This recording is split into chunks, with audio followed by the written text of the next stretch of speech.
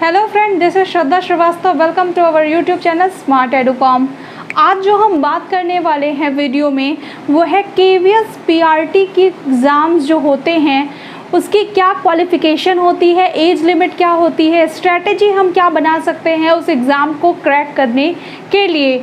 देखिए, अगर आप एग्ज़ाम की तैयारी सच में करना चाहते हैं केवीएस पीआरटी के लिए तो आपको अपने पास कम से कम 4 से 5 महीने का समय लेके चलना होगा, क्योंकि इसका सिलेबस अपने आप में बहुत वास्ट होता है।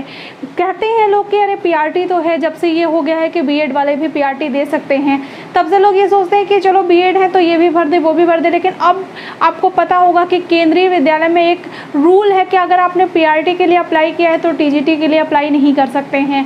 खैर, ये बातें हम अगले वीडियो में करेंगे। आज हम बात करते हैं केवीएस पीआरटी की। बिना समय को गवाए चलिए शुरू करते हैं। देखिए, अगर आप पीआरटी के लिए अप्लाई कर रहे हैं तो उसकी जो टाइम होता है एग्ज़ाम का वो होता है 150 मिनट। तो अप्रॉक्सीमेट अगर हम देखेंगे, अप्रॉक्सीमेट क्या एग्जैक्टली आपका 2.5 घंटे का समय मिलता है।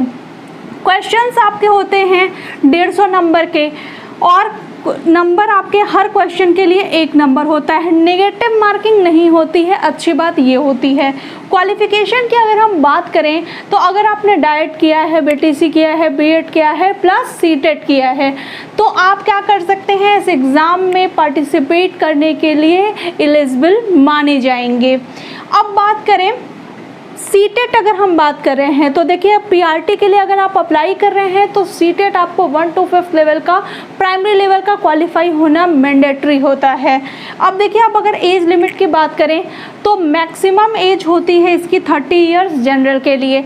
ओबीसी को 3 साल की छूट मिली है तो 33 है, और एसटी एससी को 5 साल की छूट मिली है तो 35 साल माना जाता है। और उससे बड़ी छूट किसको मिली है, महिलाओं को मिली है कि 10 साल वो इसके अलावा भी एग्ज़ाम में बैठ सकती हैं। 10 साल का उनको वेटेज मिलता है। मान लीजिए आपकी उम्र 33 साल है और आप एक फ़ीमेल हैं तो भी आप एलिजिबल हैं इस एग्ज़ाम को देने के लिए, यानी आप 33 के बाद भी 10 साल तक आप एग्ज़ाम दे सकती हैं। तो महिलाओं को इस एग्ज़ाम में काफ़ी फ़ायदा मिलता है और काफ़ी सारे वेटेज मिलते हैं। अब अगर हम बात करें सिलेबस की तो सिलेबस क्या होता है, 2 पार्ट में बटा होता है। पार्ट 1 क्या होता है, पार्ट 1 आपका होता है जनरल इंग्लिश, 10 क्वेश्चंस आते हैं उसके, जनरल हिंदी के 10 क्वेश्चन आते हैं। सारे पार्ट 1 और पार्ट 2 के जो क्वेश्चन हैं वो एमसीक्यू के ही फॉर्म में आएंगे। अब जनरल इंग्लिश में कौन से 10 क्वेश्चन आएंगे, तो वो जब आप वेबसाइट पे जाएंगे केंद्रीय विद्यालय के तो वहाँ पे हर कुछ दिया है कि जनरल इंग्लिश में क्या क्या आएगा। वैसे हम आपको बता दें कि जनरल इंग्लिश का जो पार्ट 1 का जनरल इंग्लिश है उसमें आपका सिनोनिम, एंटोनिम्स, ये सारी चीज़ें पूछी जाती हैं। Active verb, passive verb, basic English की चीज़ें पूछी जाती हैं। उसी तरह जनरल हिंदी की बात करें तो आपका पर्यायवाची पूछा जाता है, समानार्थी शब्द पूछा जाता है, तत्सम तद्भव, ये सारे जो चीज़ें हैं जनरल हिंदी के अंतर्गत आते हैं। इसके भी 10 प्रश्न आते हैं एग्ज़ाम में। अब बात करते हैं पार्ट 2 की। तो पार्ट 2 में क्या आता है, जीके यानी जनरल नॉलेज और करंट अफेयर्स, 10 क्वेश्चन आता है 10 नंबर का। तो अब अगर आप जीके पढ़ेंगे तो जीके बहुत बड़ा हो जाता है इसके लिए, तो आपको फोकस इस 10 नंबर के लिए कहाँ करना है, मैक्सिमम करंट अफेयर्स पे। अब ये करंट अफेयर्स आप यूट्यूब से भी सर्च कर सकते हैं, वीकली करंट अफेयर्स, या जो आपके मैगजीन्स आती हैं करंट अफेयर्स की, जैसे आप प्रतियोगिता दर्पण ले सकते हैं, बहुत सारी ऐसी आती हैं, पीडी के अलावा भी बहुत सारी आती है, वेबसाइट्स पे दिए रहते हैं वीकली करंट अफेयर्स, उसको पढ़ सकते हैं। तो करंट अफेयर्स अगर आपने तैयार कर लिया तो आपके 5 से 6 नंबर ऐसे ही तैयार हो जाते हैं। उसके अलावा आपका आता है रीजनिंग। अब रीजनिंग 10 नंबर के लिए क्या पढ़ें, ये एक अपने आप में प्रश्न है।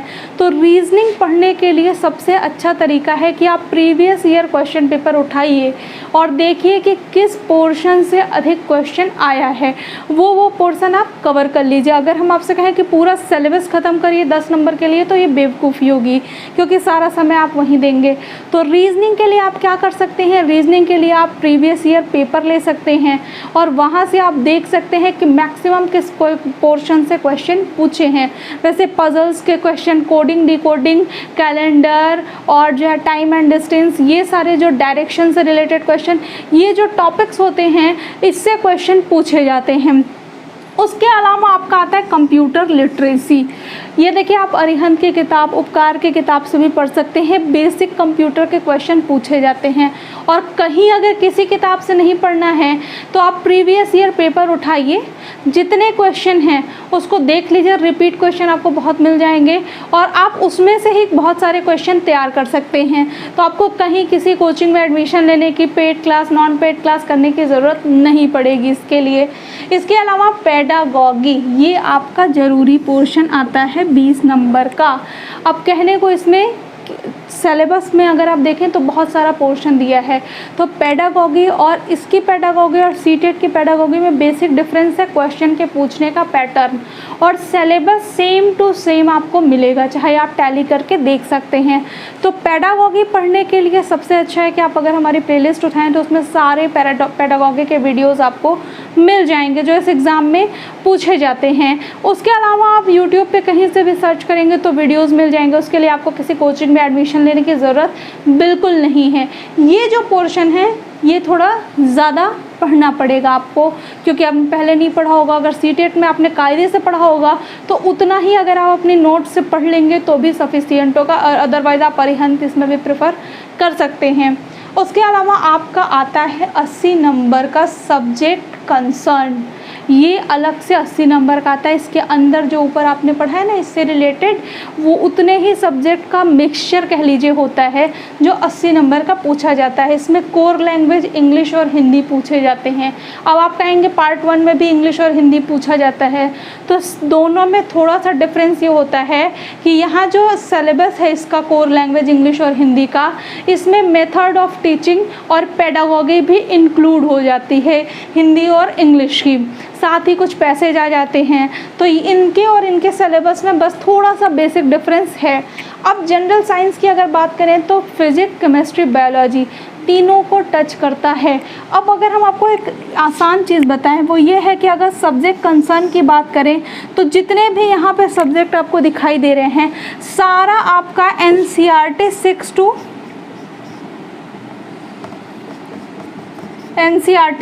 to 8 लेवल की किताबों के से ही पूछता है। उसका बेस यही रहता है, सिलेबस भी वहीं से रहता है। तो अगर 6, 7, 8 की आपने साइंस पढ़ी है, नहीं भी पढ़ी है तो NCERT से आप पढ़ सकते हैं, वहीं से ये जनरल साइंस के क्वेश्चन आएंगे। जनरल मैथ भी आपका 8th लेवल तक का आता है। अब आती है बात EVS की। तो कहने को तो यहाँ EVS दिया हुआ है, लेकिन EVS के अंदर आप सिलेबस देखेंगे उसकी वेबसाइट पे तो आपका बायोस्फीयर भी पूछा है, कुछ टॉपिक आपका किससे पूछा है, पॉलिटिकल साइंस से भी पूछा है। जैसे आप अगर बात करें प्राइम मिनिस्टर की या आप बात करें प्रेसिडेंट की तो उनके बारे में भी पूछा है, लोकसभा राज्यसभा भी पूछा है। तो कुछ टॉपिक आपका पॉलिटी से टच किया है, कुछ आपका जियोग्राफी से टच किया है, तो और कुछ आपका एनवायरनमेंट से टच किया है। तो तीनों को मिला के ही एनवायरनमेंट साइंस का सिलेबस बनाया गया है। तो इसके लिए आपको क्या करना होगा, ये जो सब्जेक्ट कंसर्न वाला है टॉपिक, इनको पढ़ने के लिए आपको 6 to 8 की NCERT प्रेफर करनी होगी। और आप देख रहे होंगे कि यहाँ से यहाँ तक आपको काफ़ी वास्ट सिलेबस दिख रहा है। तो अगर आप ये सोचें कि हम किसी कोचिंग में एडमिशन ले लें और रिटन नोट्स या PDF फॉर्म में नोट्स हमें मिल जाए और हम उसे रट लें, तो ये पॉसिबल नहीं है। कोचिंग वाले आपको नोट्स दे सकते हैं, लेक्चर दे सकते हैं, पढ़ना एटलीस्ट आप ही को पड़ेगा। तो बेटर है कि आप किसी कोचिंग के चक्कर में ना पढ़ते हुए, आपके पास यूट्यूब है, यूट्यूब से पढ़ सकते हैं आप। उसके अलावा आप हमारे स्मार्ट एडुकॉम के प्लेलिस्ट से पढ़ सकते हैं। आपको Hindi, English, general Hindi, general English की क्लासेस मिल जाएंगी, पेडागॉगी की क्लासेस मिल जाएंगी, और आपको जो ये EVS की क्लासेस है वो मिल जाएगी, GK और करंट अफेयर्स की क्लासेस मिल जाएंगी। हमारे चैनल पर जो बस मिसिंग है वो है रीजनिंग, कंप्यूटर लिटरेसी और मैथ। ये 3 टॉपिक आपको अदर चैनल से पढ़ना पड़ सकता है, बाकी आप हमारे चैनल से जुड़ सकते हैं। तो स्ट्रैटेजी बना के प्लानिंग के साथ आपको पढ़ना पड़ेगा। मेन जो आपका स्कोर कार्ड उठता है वो यही सब्जेक्ट कंसर्न से है। बाकी आप 10-10 नंबर, 20-20 नंबर के लिए पूरा सिलेबस नहीं कवर करते, लेकिन ये 80 नंबर के लिए आपको हर हाल में कवर करना पड़ता है।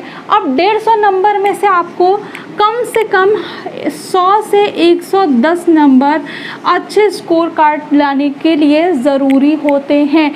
कि आप वैकेंट पोस्ट पे अपने आप को अगर देखते हैं तो उसके लिए आपको 100 से 110 नंबर के बीच में लाना पड़ेगा ही पड़ेगा। अब बिना किसी रिजर्वेशन के हम बात कर रहे हैं, तो उतने के लिए आपको क्या करना पड़ेगा, एक स्ट्रैटेजी बनानी पड़ेगी। और हमने आपको बताया ना, आप एक कोई भी इंग्लिश ग्रामर, हिंदी ग्रामर की बुक से पढ़ सकते हैं, आप आराम से उसमें सारा सिलेबस आपको मिल जाएगा, जनरल हिंदी, जनरल इंग्लिश का। और एनसीईआरटी आप 6, 7, 8 की पढ़ सकते हैं, वहाँ से मिल जाएगा। साइंस हो गया, जीएस हो गया, कुछ भी हो गया, वहीं से मिल जाएगा। पेडागॉजी के लिए हमने बताया आप प्लेलिस्ट ज्वाइन कर सकते हैं, या फिर अगर आपने सीटेट पढ़ा है तो उसी बुक को प्रेफर कर सकते हैं। तो आज की क्लास में इतना ही, मिलते हैं हम अपनी अगली वीडियो के साथ। अगर आपको वीडियो अच्छा लगे तो लाइक करें, सब्सक्राइब करें, शेयर करना न भूलें। अगर आपको हर वीडियो की पीडीएफ चाहिए तो आप हमारे टेलीग्राम चैनल को भी ज्वाइन कर सकते हैं, साथ ही आप हमें सोशल मीडिया पे भी फॉलो कर सकते हैं। देखते रहिए हमारा चैनल स्मार्ट एडु।